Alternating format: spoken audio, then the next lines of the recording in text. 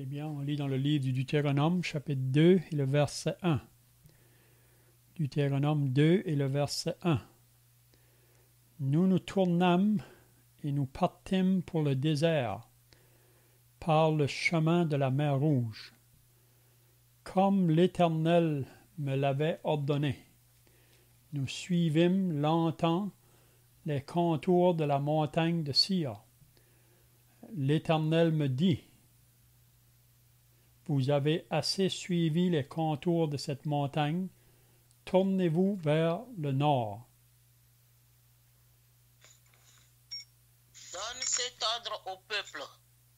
Vous allez passer à la frontière de vos frères, les enfants d'Ésaü, qui habitent en Séhir. Ils vous craindront, mais soyez bien sûr vos gardes.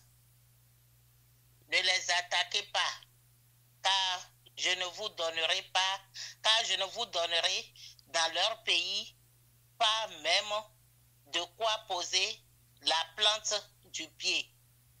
J'ai donné la montagne de Séhir en propriété à Ésaü. Vous achèterez d'eux à prix d'argent la nourriture que vous mangerez, et vous achèterez d'eux à prix d'argent même l'eau que vous boirez. Car l'Éternel, ton Dieu, t'a béni dans tout le travail de tes mains. Il a connu ta marche dans ce grand désert. Voilà 40 années que l'Éternel, ton Dieu, est avec toi. Tu n'as manqué de rien. Nous passâmes à distance de nos frères, les enfants d'Ésaü, qui habitent en Séhir, et à distance du chemin de la plaine, d'Éla et d'Esjong-Géber. Puis nous nous tournâmes et nous prîmes la direction du désert de Moab. Amen. Amen. Allons arrêter là pour notre lecture. Donc, si vous étiez là la semaine passée, on avait regardé là quand Israël était prêt à entrer dans le pays promis. Ça, c'est 2 années après qu'ils avaient sorti du pays d'Égypte, dans le désert. Puis là, ils sont arrivés au lieu où ils sont prêts à entrer dans le pays de la promesse. Mais si vous vous rappelez, ils ont eu un doute. Est-ce que c'est réellement vrai, ça, ce que Dieu nous dit? Puis qu'est-ce qu'ils ont fait? Le peuple est venu à Moïse pour demander à Moïse d'envoyer des hommes pour examiner si c'est vrai qu'est-ce que Dieu nous dit. Donc, on peut voir ici que le peuple ne marche pas par la foi. Ils veulent voir. Mais la marche avec Dieu, c'est une marche par la foi. Dieu nous parle, on écoute, on avance. Ça, c'est la marche par la foi. On avance sur ce que Dieu nous dit de faire. Mais par la vue, c'est qu'on veut voir avant d'avancer. Donc, si vous vous rappelez, il y a 12 hommes qui sont allés dans le pays. Puis quand ils sont arrivés là, c'est exactement ce que Dieu les avait dit. C'est vrai. Si vous vous rappelez, là, ils avaient coupé une branche de raisin. Puis c'était vraiment là, rempli là. Donc, ce que Dieu les avait dit, c'est un pays où coule le lait et le miel, un pays d'abondance. Donc, ils sont revenus, les 12, puis en premier, ils ont tous dit, c'est vrai.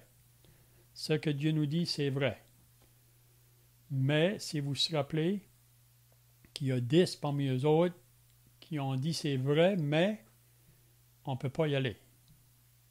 Parce que il y a des grands géants, il y a des grandes murailles, c'est c'est impossible d'aller dans cette place-là. Mais deux autres, Caleb et Josué, eux, disaient, il faut aller. Dieu nous dit qu'il faut aller, puis même, il ne faut pas oublier que Dieu avait dit que c'est lui qui allait marcher devant eux, puis qui allait combattre pour eux dans le pays.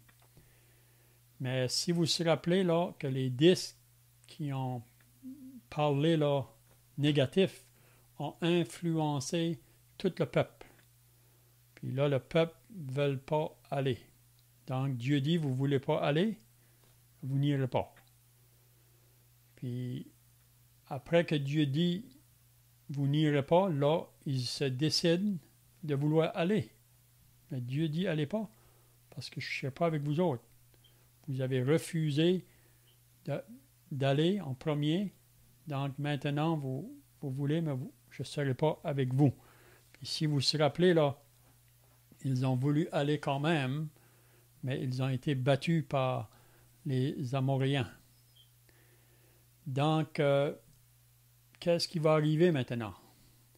Donc, le chapitre 2 et 3 du Deutéronome, quand Moïse parle ici, là, où il écrit ces choses-là, ça, c'est des choses qui concernent le passé.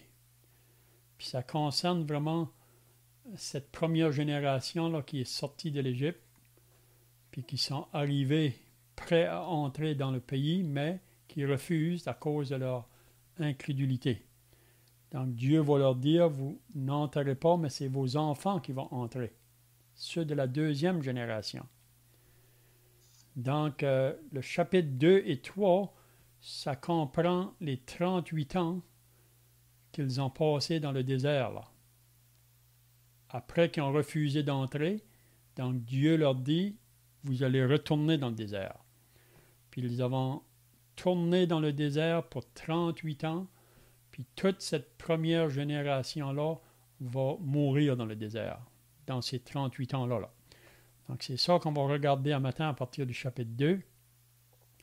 Donc le chapitre 2 et 3, c'est comme je vous dis, c'est que Moïse raconte vraiment ce qui s'est passé avec cette première génération-là là, qui ont refusé d'entrer dans le pays promis.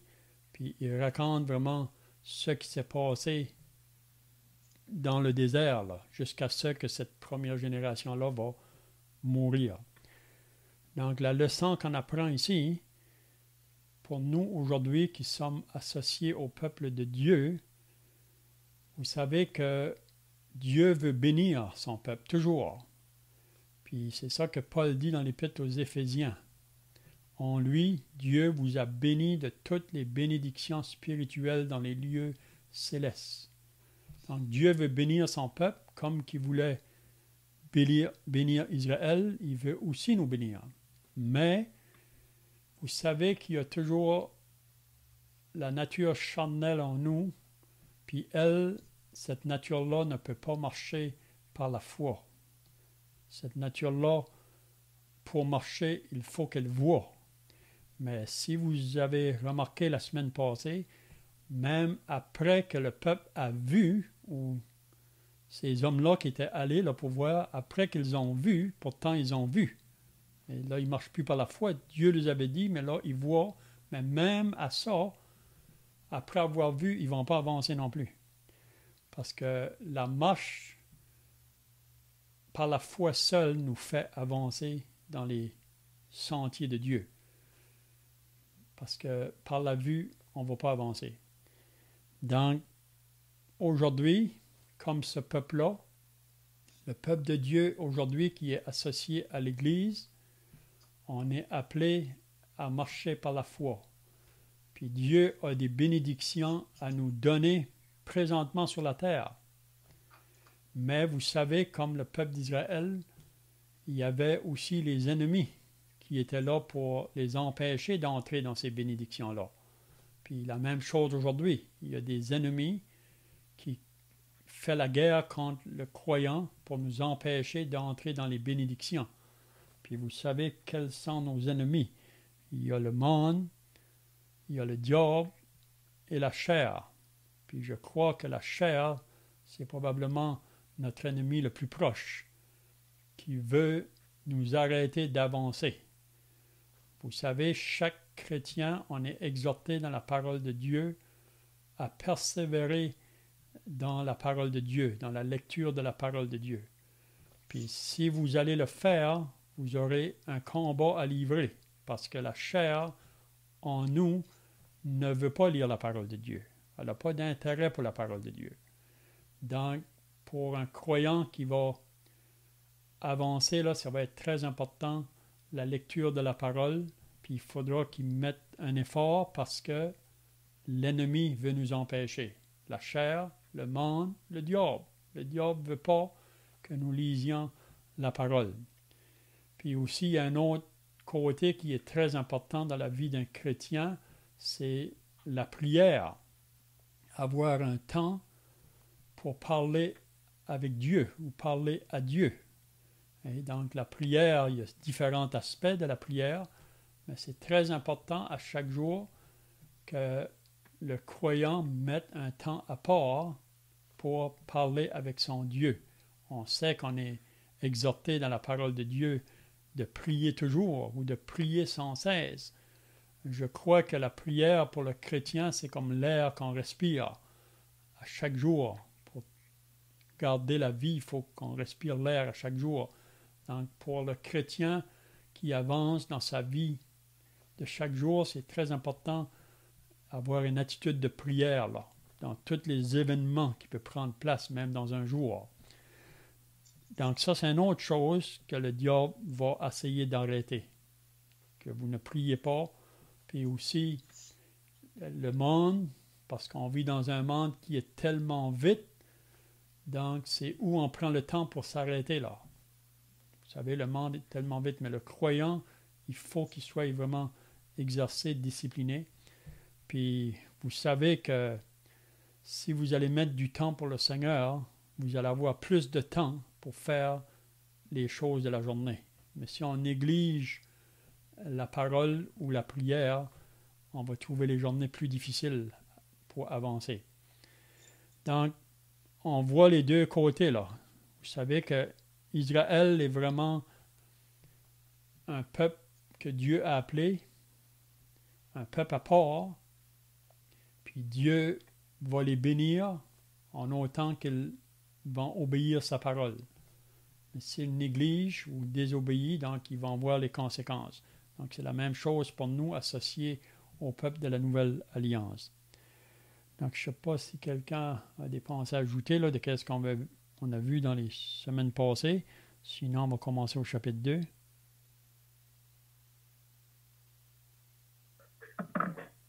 Un commentaire au sujet de ce que tu disais, Léon, c'est-à-dire que les espions ont rapporté avec vérité ce qu'ils ont vu dans le pays, c'est-à-dire que le pays était un pays riche qui donnait l'abondance que Dieu avait promise. Donc Dieu s'est avéré vrai. Mais ce qu'ils ont rapporté était aussi vrai au sujet des Amoréens, les gens qui étaient dans le pays, c'est-à-dire que Israël n'était pas capable de les combattre par eux-mêmes. Donc, le rapport n'était pas faux en soi. Ce qu'il y avait comme problème, il faut le bien le dire, c'est le fait que Dieu leur avait promis cette terre. Donc, s'ils regardent à rentrer dans la terre promise par leur propre force, par leurs propres moyens, il est vrai qu'ils n'y arriveront pas.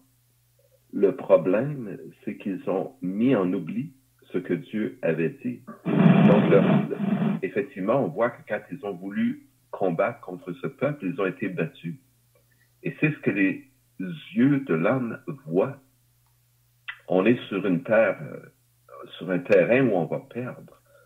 La chose ne nous semble pas nécessairement à nos yeux humains une chose qui est réalisable, possible ou qui est ce qui va se produire. Et la foi, comment dire, ce que j'essaie d'exprimer, c'est que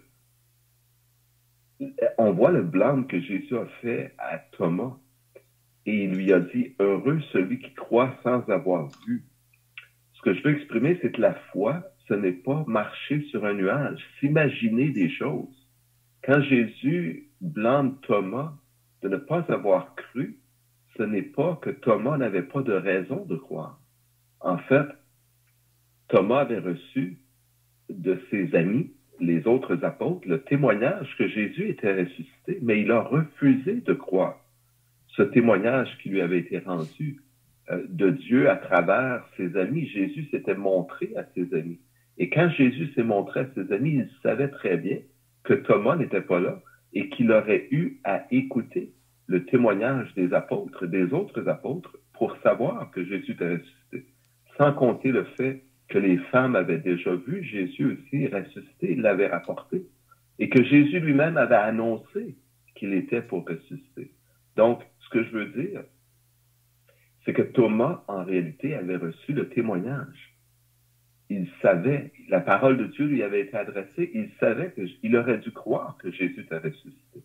Donc, il ne s'agit pas de croire en n'importe quoi. Quand Jésus dit « Heureux celui qui croit sans avoir vu », il faut bien comprendre « Heureux celui qui croit Dieu », même si à la vue ou au su des hommes, ça ne semble pas être ce qui se produira. Et à cet égard, j'aimerais souligner l'importance du salut. Dieu nous dit qu'on est sauvé par la foi. Est-ce que vous ou moi, nous pouvons voir ce qui arrivera lorsque nous serons morts? Est-ce que nous pouvons voir comment nous serons jugés devant Dieu? La réponse est non. Lorsque nous le verrons, c'est lorsque nous serons de l'autre côté. Cependant, Dieu nous a dit clairement d'avance ce qu'il en sera. Dieu nous dit clairement d'avance que nous sommes sauvés par la foi et que celui qui ne croit pas en Jésus est déjà condamné. Mais que celui qui croit en Jésus, la colère de Dieu ne viendra pas sur lui parce qu'elle est déjà venue sur son Fils. Donc, nous ne marchons pas dans le brouillard, dans les ténèbres, mais nous marchons par la foi en croyant ce que Dieu dit. Donc, c'est de faire la distinction parce que souvent, les gens, je trouve, interprètent ces textes comme en voulant dire comme si la foi était comme croire en n'importe quoi ou marcher sur un nuage. Mais au contraire, la foi, c'est de marcher sur quelque chose de solide, sur le roc. Jésus a donné cet exemple de la maison construite sur le roc et la maison construite sur le sable. Il dit, quand la tempête est venue, la maison sur le sable s'est écroulée, mais la maison construite sur le roc a résisté. Et réellement, Jésus parlait, par exemple, de ce jugement qui va venir. Et lorsque nous arriverons devant Dieu, sur quoi nous sommes-nous fondés ou appuyés? En quoi avons-nous cru? Dans notre religion, dans notre philosophie ou dans la parole de Dieu? Dans ce que Dieu lui-même nous a promis. Celui qui s'est appuyé sur ce que Dieu a promis, sur sa parole, ne sera pas surpris ni ébranlé. Il est fondé sur le roc. Mais celui qui croit dans les philosophies ou les théories humaines ou les religions humaines, celui-là, il est fondé sur le sable. Et sa maison va s'écrouler. Ce sera le fiasco lorsqu'il arrivera devant Dieu. Donc, juste préciser que les deux rapports étaient vrais. Ce que Dieu avait dit était vrai, la terre était riche. Mais oui, il y avait des obstacles. Il y avait, aux yeux de l'homme, des obstacles même infranchissables. Mais c'est en saisissant ce que Dieu avait dit par la foi qu'il fallait avancer.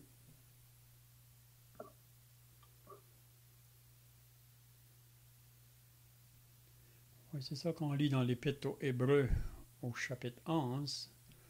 Premièrement, Paul dit dans l'Épître aux Romains que la foi vient de ce qu'on entend et ce qu'on entend de la parole de Dieu. Donc, c'est Dieu qui parle. Donc, la foi obéit à ce que Dieu dit. Comme qui vient d'être dit, ce n'est pas un saut dans l'invisible, c'est un saut dans les paroles que Dieu a dit. Même dans l'Épître aux Hébreux, il nous dit qu'il est impossible d'être agréable à Dieu sans la foi. Donc, ce n'est pas possible. Dieu prend plaisir que nous marchions par la foi et non pas par la vue. Il dit que la foi est une ferme assurance des choses qu'on espère, une démonstration de celles qu'on ne voit pas. Puis il nous parle à propos des hommes qui ont marché longtemps avant nous, des hommes qui ont marché par la foi. Ce n'est pas qu'ils n'ont pas eu de manquement, parce que c'était des hommes de même nature que nous, mais quand nous manquons, de marcher par la foi, c'est nous qui sommes perdants. Dieu reste toujours le même. Il est le Dieu fidèle. Si on est infidèle, c'est nous qui va perdre. Puis aussi, quand on marche par la vue, c'est que on ne va pas avancer. On va rester sur un terrain neutre, si on peut dire.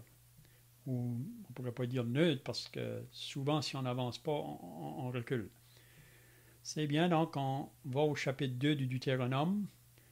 Ici, c'est comme j'ai dit au début, c'est qu'est-ce qui se passe maintenant pour Israël, pour cette première génération qui a refusé d'entrer dans la terre promise. Donc, il faut qu'ils retournent sur leur chemin. Ils vont être dans le désert pendant 38 ans. Puis toute la première génération-là va mourir dans le désert. Donc, on lit au verset 1 du chapitre 2, « Nous nous tournâmes et nous partîmes pour le désert par le chemin de la mer Rouge, comme l'Éternel me l'avait ordonné. » Si vous avez remarqué à la fin du chapitre 1, au verset 46, là, il dit « Vous restâtes à Gadès, où le temps que vous y avez passé fut de longue durée. » Donc, on ne sait pas pour combien de temps qu'ils ont resté à Gadès. Ça, c'est là la place où ils étaient prêts à entrer. Mais parce qu'ils ont refusé, ils restent sur ce côté-ci du Jourdain. Puis là, à Gadès, probablement, quand Dieu a mis ça bien clair, vous n'entrez pas, même s'ils ont voulu aller après, là. Mais on pourrait penser peut-être que là, dans ce lieu-là, là, ils ont peut-être été, c'est difficile à dire, mais peut-être qu'ils étaient attristés ou regrettaient vraiment de ne pas avoir obéi à Dieu, mais il était trop tard pour eux autres. Donc, ils ont resté là pour une longue durée, ça dit. Ça ne dit pas combien de temps, peut-être 2 ans, 3 ans, 4 ans, ça ne le dit pas. Mais le verset 1 du chapitre 2, il va nous dire « Nous nous tournâmes et nous partîmes pour le désert. » Donc, ils reprennent bec sur la même route qu'ils ont passé là. Ils retournent par le chemin de la mer Rouge, comme l'Éternel me l'avait ordonné. Donc, on voit que Moïse est l'homme qui est là pour diriger le peuple, si on peut dire, mais Moïse avance sur la parole de Dieu. Ce n'est pas Moïse qui va décider dans le désert quel chemin prendre. C'est vraiment Dieu qui va indiquer le chemin à prendre, puis on voit que Moïse va vouloir obéir. Donc, qu'est-ce qu'il dit après? « Nous suivîmes longtemps les contours de la montagne de Sir. » Donc, on voit là qu'ils ont tourné là longtemps autour, mais toujours sur la direction de Dieu. Puis qu'est-ce qu'on va remarquer aussi? C'est quand même que si ce peuple-là a refusé d'entrer dans le pays promis, Dieu va quand même prendre soin des autres dans le désert quand même, là. C'est comme j'ai dit tout à l'heure, Dieu est toujours fidèle. Quand on est infidèle, c'est nous qui perdons, c'est nous qui... Mais Dieu va rester fidèle. Donc, on voit ici que pendant ces 38 ans-là, même on le voit plus loin, là, qu'ils ne vont pas manquer de rien. Dans un sens, Dieu va pouvoir à eux autres, mais il faut qu'ils obéissent quand Dieu leur parle, quand Dieu leur dit d'avancer ou d'arrêter. Vous savez, il y a eu plusieurs déménagements pour le peuple d'Israël quand ils étaient dans le désert. Plusieurs fois qu'ils se sont déplacés. Puis on peut voir que c'est toujours en regardant à la nuée, parce que la nuée, c'est elle qui les guidait dans le désert. Puis on dit que la nuée est vraiment un type du Saint-Esprit. Comme nous aujourd'hui, dans ce monde, on est dirigé par le Saint-Esprit. Si on le laisse guider ou prendre le contrôle de notre vie, c'est lui qui va nous dire quand c'est le temps d'avancer, quand c'est le temps de reculer, quand c'est le temps de parler, quand c'est le temps de se taire. Il est au contrôle de tout. Donc, ici, au verset 2, il va dire, l'Éternel me dit, donc encore là, c'est Dieu qui parle, puis ça, c'est très important, là, que même nous, aujourd'hui, qui sommes associés au peuple de la Nouvelle Alliance, c'est d'obéir quand Dieu nous parle. Donc, il dit, l'Éternel me dit, vous avez assez suivi les contours de cette montagne. Donc, il dit, vous avez assez suivi, là, autour de cette montagne. Donc, il faut maintenant se déplacer. Tournez-vous vers le nord. Donc, ils vont prendre une autre direction. Puis, qu'est-ce qu'on va voir? Que Dieu va les conseiller ou les instruire là, à mesure qu'ils avancent. On va remarquer ça. Donc, le verset 4, il va dire, donne cet ordre au peuple. Donc, c'est encore Dieu qui parle à Moïse, puis Moïse le transmet au peuple. Vous allez passer à la frontière de vos frères, les enfants d'Ésaü, qui habitent en Syr. Ils vous craindront, mais soyez bien sur vos gardes. Donc ici, qu'est-ce que Moïse veut leur dire ici là? Donc ils sont maintenant en route dans le désert de nouveau. Puis là, Dieu va les guider dans leur marche. Puis là, maintenant, il va leur dire, vous allez passer à la frontière de vos frères. Donc, de qui il parle? De qui Moïse parle concernant le frère qui disait.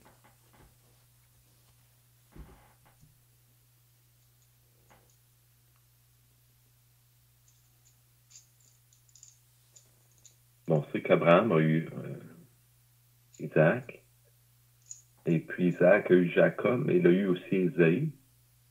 Et c'est d'Ésaü qui est allé se fixer en Séhir. Donc, c'est les frères, dans ce sens-là, les frères qui sont les descendants d'Abraham. C'est ça, donc on pourrait dire que ce sont des frères de chair, si on peut dire. Mais si vous vous rappelez, Ésaü est celui qui a méprisé son doigt d'aînesse.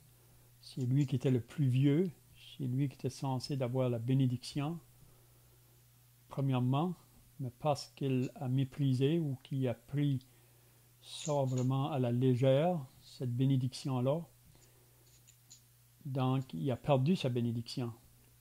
Puis on sait qu'il y a eu une division là, avec Jacob puis Ésaü. Donc, c'est toujours le frère de chair, si on peut dire, à Jacob.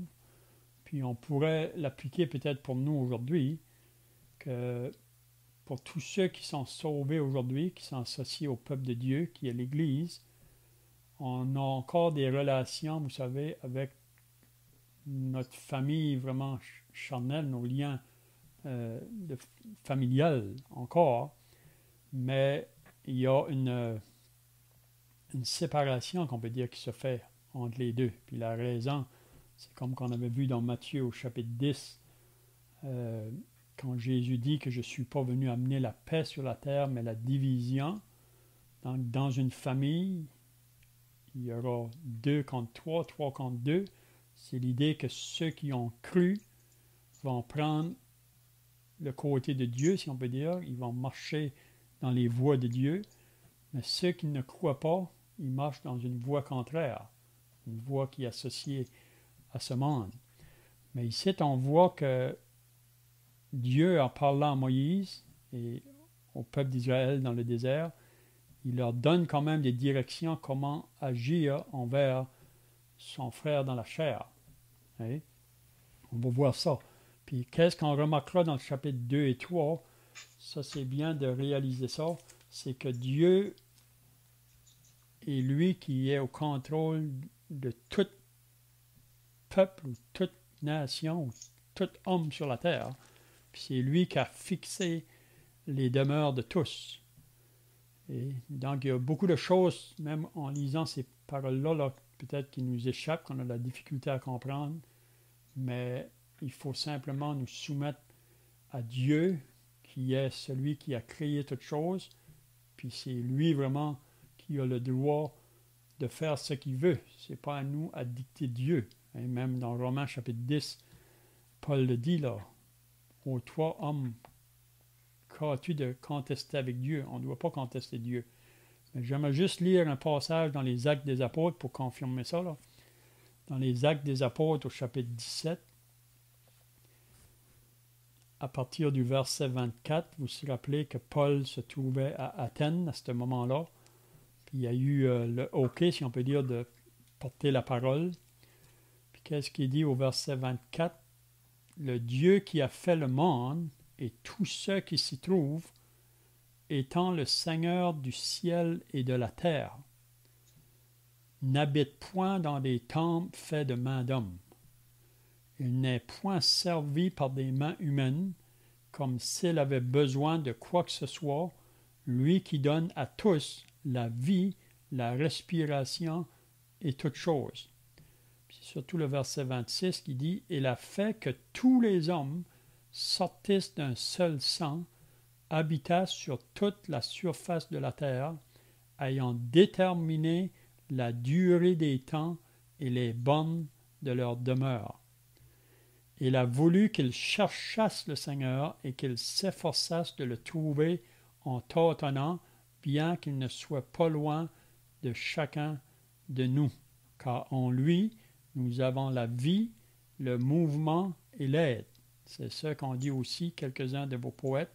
De lui, nous sommes la race. Donc, la raison que je veux lire ici, là, c'est qu'il a fait que tous les hommes sortis d'un seul temps habitassent sur toute la surface de la terre, ayant déterminé la durée des temps et les bornes de leur demeure. Donc, c'est Dieu même qui nous a placés là où on est aujourd'hui, chacun de nous dans nos vies personnelles, mais même aussi concernant le peuple de Dieu, si on pourrait dire là. Donc, qu'est-ce qu'il va dire ici à Moïse pour ce qui concerne Ésaü, là? Qu'est-ce qu'il dit? Il dit, « Ils vous craindront, mais soyez bien sur vos gardes. » Qu'est-ce qu'il veut dire ici?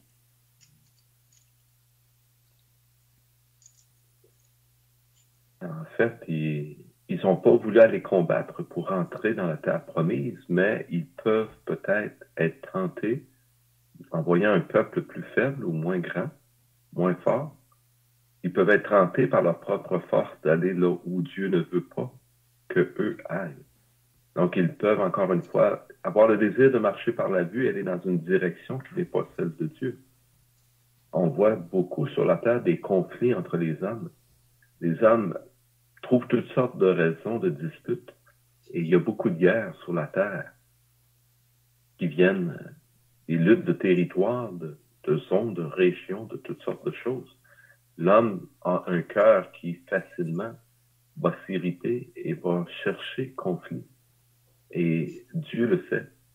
Et ici, Dieu garde le peuple ou le met en garde de se laisser saisir par la convoitise et de désirer ce que Dieu ne leur a pas donné.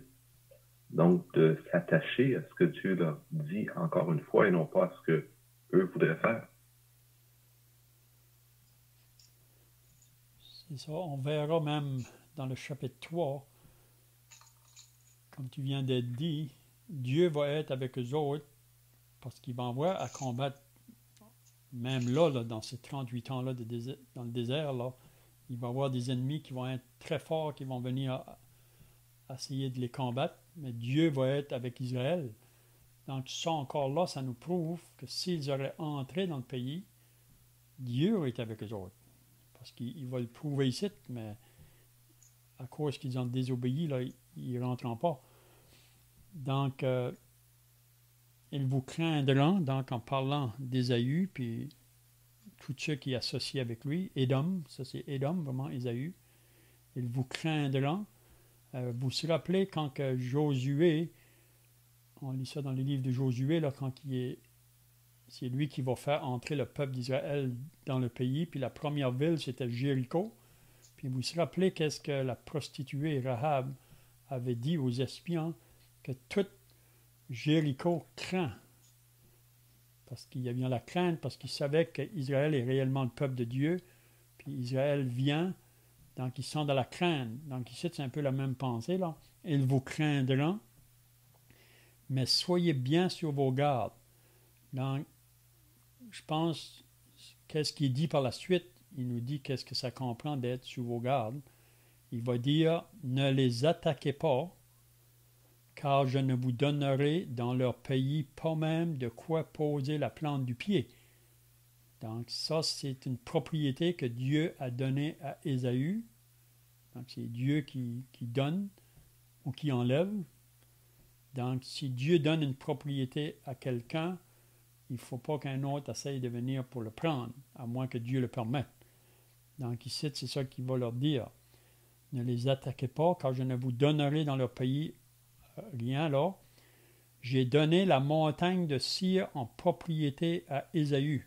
Donc on peut dire ça, c'est leur propriété, ça leur appartient. Hein?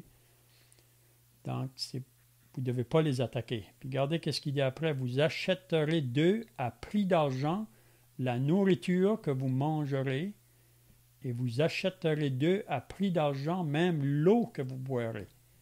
Donc, pourquoi que Dieu ordonne ça à Israël ici, face à Ésaü, là? Ils ne doivent pas attaquer la ville, mais ils vont passer au travers. Mais ils ne doivent pas prendre d'eux rien.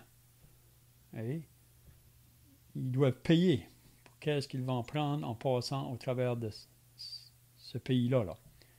Donc, vous achèterez d'eux à prix d'argent la nourriture que vous mangerez, et vous achèterez d'eux à prix d'argent même l'eau que vous boirez. Qu'est-ce que la leçon qu'on apprend ici? Qu'est-ce qu'il veut dire?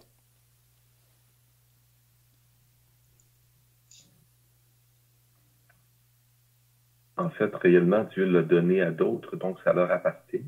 Il est juste qu'ils en profitent en payant pour.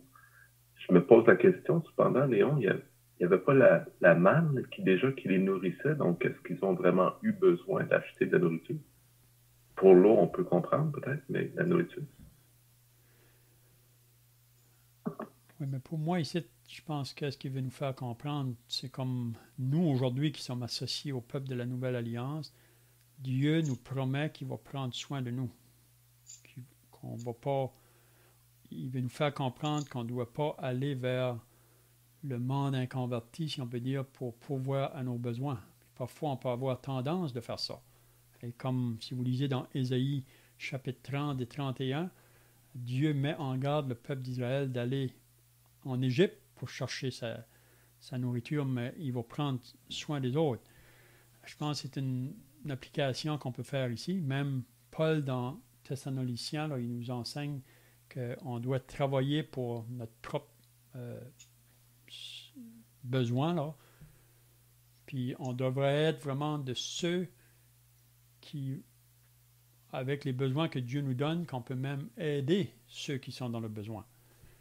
Donc, il faut toujours faire attention avec le monde inconverti parce qu'il y a toujours le danger de se faire acheter. Je ne sais pas si vous comprenez ce que je veux dire. C'est que des fois, les gens, même autour de nous, les inconvertis, peuvent vouloir nous donner des choses, mais c'est dans le but là, de nous tenir à eux autres. Donc, ici, c'est une application qu'on peut faire.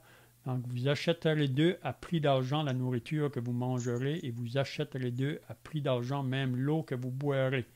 Donc, on ne va pas, comment je dirais, le peuple de Dieu ne va pas être soutenu par le monde autour. On doit être soutenu par Dieu lui-même. Puis c'est ça qu'il dit juste après, hein? Car l'Éternel, ton Dieu, t'a béni dans tout le travail de tes mains.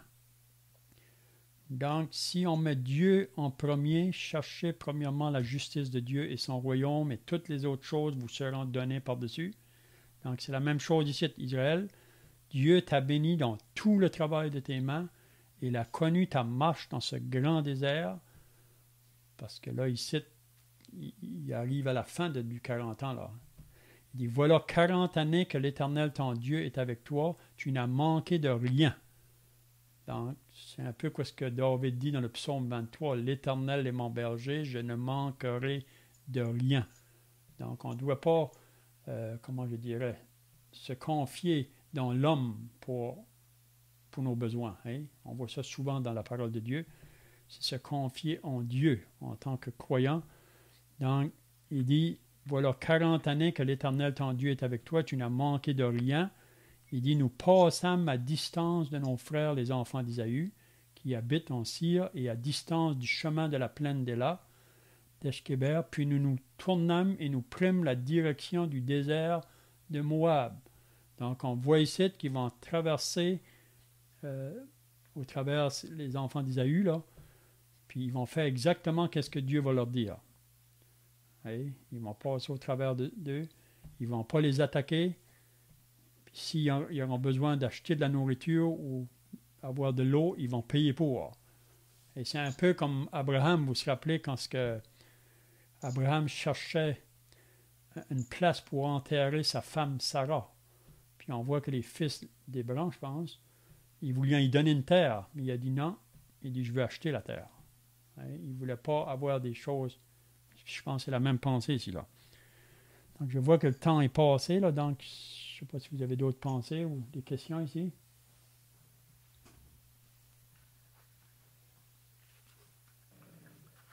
Juste souligner, peut-être à un moment donné, tu as parlé d'Ésaü, le frère, dans la chair, et t'as mentionné qu'il avait, en fait, il a pleuré quand il n'a pas reçu la bénédiction de son père. On se souviendra qu'il avait, tu l'as mentionné, méprisé son droit d'aînesse et qu'il avait vendu à son frère, à son jeune frère Jacob. Et on voit ces mêmes pleurs, hein, au verset 45 du chapitre 1er du Deutéronome, chapitre 1er de Deutéronome, verset 45. À votre retour, vous pleurâtes devant l'Éternel, mais l'Éternel n'écouta point votre voix et ne vous prêta point l'oreille. On sait que ça a été la même chose avec toutes les pleurs, les cris et le repentir de Ésaü. Il n'a pas été écouté et il n'a pas pu obtenir la bénédiction. Donc, on a une leçon aussi à tirer de cela, c'est que si on rejette Dieu et la grâce qu'il nous donne, plus tard, il sera trop tard pour réclamer cette grâce. Et nos pleurs serviront de rien. Il y en a beaucoup qui pensent que Dieu, c'est un peu comme un papa gâteau. Qu'importe ce qu'on fait, quand on arrivera au ciel, on va être correct, on va être avec Dieu, mais malheureusement, c'est vraiment pas comme cela que ça fonctionne. On peut être assuré que ceux qui n'ont pas la foi en Jésus pour être purifiés de leurs péchés, lorsqu'ils vont arriver devant Dieu, ils auront beau crier, grincher, pleurer, faire tous les temps, ça ne marchera pas. Ils seront condamnés. Dieu ne changera pas d'avis. Dieu nous a annoncé d'avance les choses à venir, les choses en regard avec ce jugement. Et non seulement Dieu l'a annoncé d'avance, mais on sait et on voit que Jésus est mort sur la croix. Et pourquoi pensez-vous que Jésus est mort sur la croix, si ce n'est que ce jugement de Dieu est implacable et incontournable? On se souvient que Jésus a dit, si cela est possible, que cette coupe s'éloigne de moi, mais la coupe ne s'est pas éloignée du Seigneur. Il était donc impossible que nous puissions avoir accès au ciel si Jésus ne mourait. Donc, Jésus a dit, non pas ma volonté, mais ta volonté. Jésus savait très bien qu'il était impossible que ces choses passent à côté de lui, parce que Dieu nous aime et Dieu veut que nous soyons sauvés.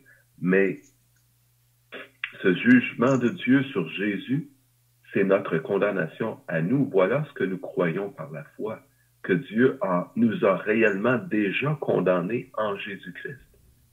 Et c'est le seul moyen d'être sauvé par la foi. Mais pour tous ceux qui rejettent cette grâce, comme j'ai mentionné, ils auront beau crier, pleurer, gémir, faire tous les temps, ça ne marchera pas. C'est maintenant qu'il faut saisir la grâce de Dieu pour être sauvé. C'est maintenant qu'il faut écouter la parole de Dieu. C'est bien, donc on va terminer par la prière, puis la semaine prochaine, on pourra voir là, la continuation de cette marche-là, comment est-ce que Dieu va les guider là. Donc on termine par la prière. Notre Dieu et notre Père, nous voulons maintenant terminer par la prière, nous réalisant que cette parole que nous avons lue ce matin, c'est pour nous servir d'instruction, à nous qui sommes associés au peuple de la Nouvelle Alliance. Et ô Dieu, aide-nous à pouvoir discerner chacun de nos pas que nous avons à faire, soit aussi dans nos paroles et dans nos pensées, que nous puissions être guidés par tes voix et tes pensées. Donc nous remettons cette journée entre tes mains, bénis ceux qui étaient présents, bénis ton peuple partout dans le monde entier. Garde-nous de faire des compromis avec ce monde qui est prêt à nous offrir beaucoup de choses. Mais on sait, notre Dieu, que nous devons marcher dans une marche de séparation avec ce monde qui s'en va sous le jugement de Dieu. Nous remettons cette étude devant toi au nom du Seigneur Jésus. Amen.